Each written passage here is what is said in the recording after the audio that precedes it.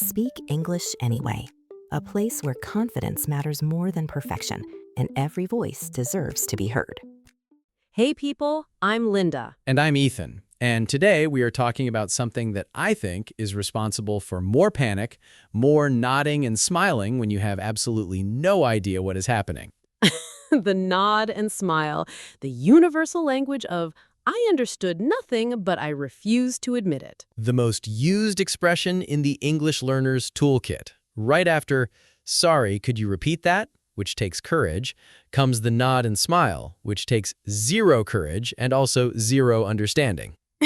It is the coward's way out, and we have all been there. Every single one of us. Okay, so today we are talking about why native speakers sound so fast, what is actually happening when you can't understand them, and what you can actually do about it. And we are going to keep it fun today, because honestly, this topic deserves some laughs, because the situations it puts you in are genuinely hilarious in retrospect. Genuinely hilarious. In retrospect. Keywords, in retrospect. In the moment, not funny at all. In the moment, you want to disappear into the floor, but 5 years later, you tell the story at dinner parties. Exactly. Okay, Linda, tell me your most embarrassing I didn't understand a word story. Go. Oh, okay, right. So I was at a work event, very professional, and someone came up to me, a native speaker, very fast talker, very enthusiastic, and she said something to me that I caught maybe 4 words of. And one of those words, I think, was the. You caught the. Excellent. Very useful word. Very foundational word. So I had 4 words, including the, and I needed to respond. And I did the nod and smile, and then she looked at me like she expected an answer. So I said, absolutely, yes, sounds great. No. What had she asked you?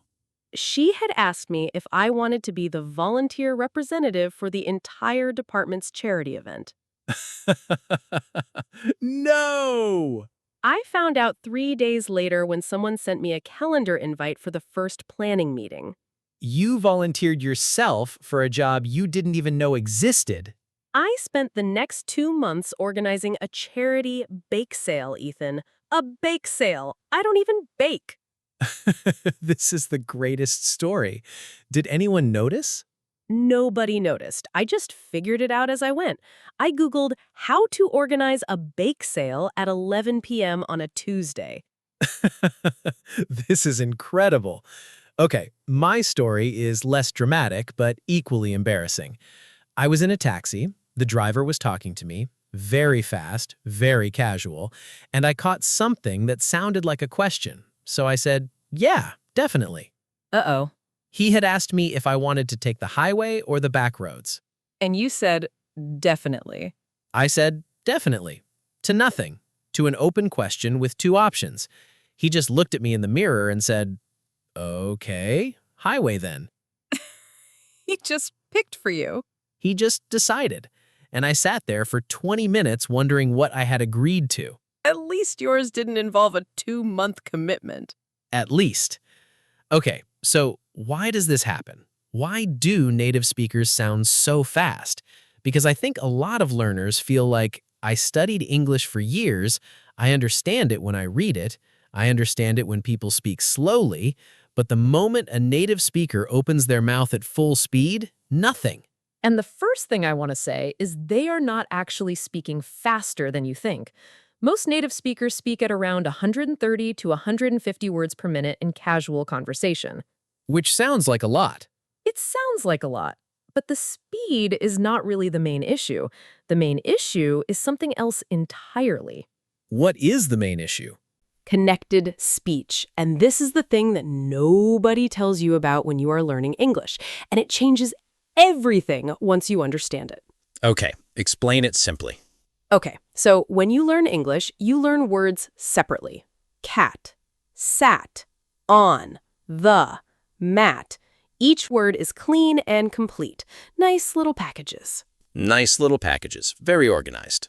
Very organized. But when native speakers talk, they do not say nice little separate packages. The words run together, they blend, they eat each other. They change shape depending on what comes before and after them. They eat each other. Give me an example. Okay, do you want to? In a textbook, 4 separate words. Do you want to? But in real speech, it becomes Diowana. One blob. Diowana. Diowana. It sounds like a completely different language. It does. And that is exactly why learners struggle. They're listening to do you want to, and they are hearing Diowana. And their brain goes, I don't recognize that. That is not a thing I know. Skip. And then they miss the next 5 words while the brain is still trying to figure out the first ones. And then they've lost the thread completely. And then the nod and smile appears. The nod and smile rides in to save the day. Okay, so what are the most common connected speech patterns, the ones that trip people up the most? Good. Let's go through them. Pattern 1, linking. When a word ends in a consonant and the next word starts with a vowel, they link together and sound like one word. Pick it up becomes pick it up. Turn it off becomes turn it off. Look at it becomes look at it. So the words are all there, they're just holding hands so tightly that you can't see where one ends and the next begins. Holding hands so tightly. Yes, that is exactly it. Pattern 2, reduction. Some words in English get swallowed almost completely in casual speech. And becomes n. Of becomes them becomes him becomes im, her becomes So I gave it to him becomes I gave it Tim. Almost nothing left of to him. to him becomes Tim. That is violent. That is linguistic violence against those poor words. Violent, but very common. And pattern 3, assimilation. This is when sounds change to match the sounds around them. Don't you becomes don't ya. Did you becomes did ya. What do you becomes what-a ya. What a yeah. I've heard that my entire English learning life and never knew what it was. Most people haven't. And that is the problem. You hear what-a ya and your brain files it under unknown and moves on. But if you know it is what do you, suddenly it clicks. Suddenly it clicks. So the solution is not to listen faster, it is to learn to recognize these patterns. Exactly. You are not going to speed up your ears, but you can train your brain to recognize the shapes that English makes at natural speed. And how do you do that? A few ways. Way 1, listen to a lot of natural, unscripted English. Not just podcasts that speak slowly and clearly, though those are great for beginners, but also real conversations, YouTube videos, interviews, anything where people are just talking, not performing. Unscripted is key because when people script their speech, even casually, they tend to speak a little more carefully, a little more separately. A little more package by package. But real, unscripted conversation, that is where all the connected speech lives. That is where Diowana and what-a-ya and Tim come out to play. Come out to play. Yes.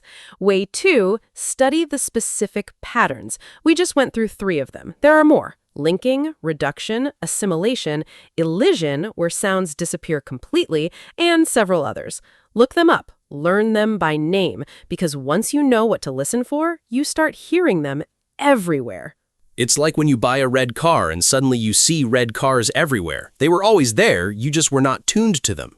Exactly. The patterns were always there. You just did not have the filter. Now you have the filter. Now you have the filter. Way 3? Way 3. Use the transcript method. Find a short clip of natural fast English, 30 seconds, 1 minute, and listen to it blind first. Just listen. Write down what you hear. Then get the transcript and compare. See exactly where you got lost and why. And that is where the learning happens. Not in the listening, in the comparison. In the gap between what you heard and what was actually said. That gap is your training ground. That gap is your training ground. I like that. And way 4? Way 4, and this connects back to episode 7, shadow natural fast English. Not slow and clear audio, fast and natural. Because when you shadow something fast, your mouth learns to move at that speed. And when your mouth moves at that speed, your ear adjusts to match. The mouth and the ear train each other. They really do. They are always in conversation with each other.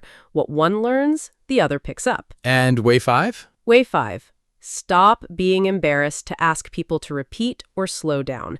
Because here's the truth. Native speakers slow down all the time for each other. All the time. It is not a sign of weakness to say, "Sorry, could you say that again?" It's just communication. Just communication. And most people, when asked to repeat, do not think less of you. They think, oh, I was probably speaking too fast. Let me be clearer. Because they know they speak fast. Native speakers know this about themselves. They absolutely know. And the ones who are good communicators, they appreciate being asked to repeat because it means the other person actually wants to understand them, not just nod and smile. Not just nod and smile and accidentally sign up for a bake sale. Never again. Never again. Okay, word tour. Let's go. Slowly, clearly.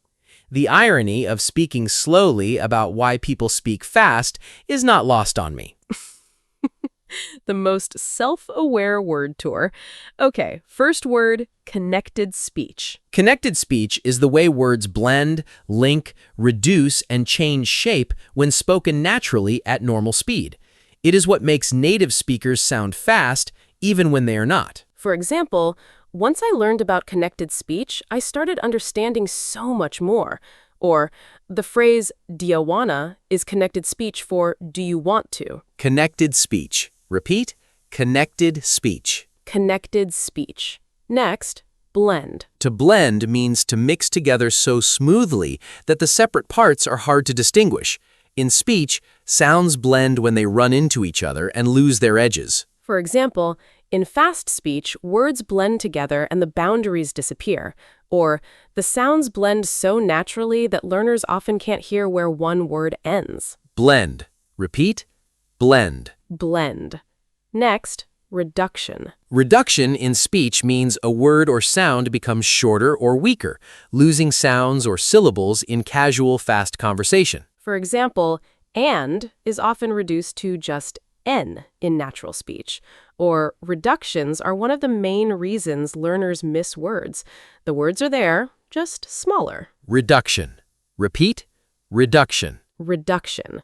Next, assimilation. Assimilation is when a sound changes to become more like the sound next to it, blending into its neighbor to make speech flow more easily. For example, did you becomes didja through assimilation.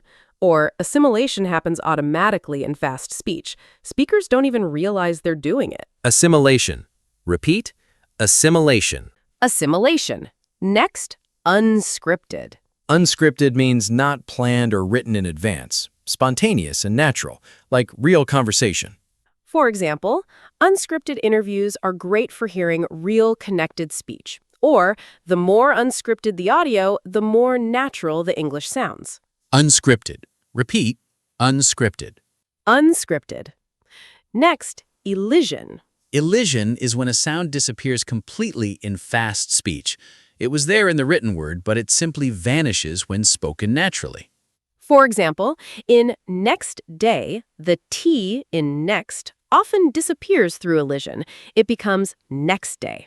Or, elision is why some words sound completely different when spoken fast. Elision. Repeat, elision. Elision. And last one, spontaneous. Spontaneous means happening naturally without planning, unforced and in the moment. For example, spontaneous conversation is the hardest to understand because it is the most natural. Or, the goal is to eventually understand spontaneous English the way you understand your own language, without effort. Spontaneous. Repeat, spontaneous. Spontaneous. Okay, 3 actions for this week, and I promise none of them involve signing up for a bake sale. No bake sales. Action 1. Find 30 seconds of fast, natural, unscripted English. A YouTube video, a podcast clip, a movie scene. Anything real and unscripted. Listen to it blind. Write what you hear. Then get the transcript and compare. Find your gaps. Action 2, learn one connected speech pattern this week. Just one. Pick linking or reduction or assimilation. Look it up. Find examples. Start listening for it specifically. You will start hearing it everywhere. Everywhere. And action 3, this week, if you don't understand something in English, do not nod and smile. Ask. Sorry, could you say that again? Or could you slow down a little? One time. Just once. Practice the ask instead of the nod. The ask instead of the nod, because the nod gets you bake sales. The ask gets you actual understanding. The most important lesson of this entire episode. Quick recap. Big idea 1. Native speakers are not actually speaking as fast as you think. The problem is connected speech, the way words blend, reduce, and change shape at natural speed. Big idea 2. The 3 main patterns are linking, reduction, and assimilation. Learn their names, learn their shapes, start hearing them everywhere. Big idea 3. Train your ear with unscripted, natural English. Real conversations, interviews, unplanned content. That is where connected speech lives. Big idea 4. Use the transcript method. Listen blind, write what you hear, compare with the real transcript. Your gaps are your training ground. And big idea 5. Stop nodding and smiling. Ask for repetition. It is not weakness, it is communication. And it will save you from 2 months of big sale organizing. From the bottom of my heart, ask. Always ask. Okay, question for the comments. What is the most embarrassing thing that happened to you because you didn't understand and pretended you did? Tell us everything. No judgment, only solidarity. Pure solidarity. Take care of your English. And take care of your heart. This is Ethan. And this is Linda. You've been listening to Speak English Anyway. Bye, everyone. Bye! And remember, do you want to understand natives? Now you do.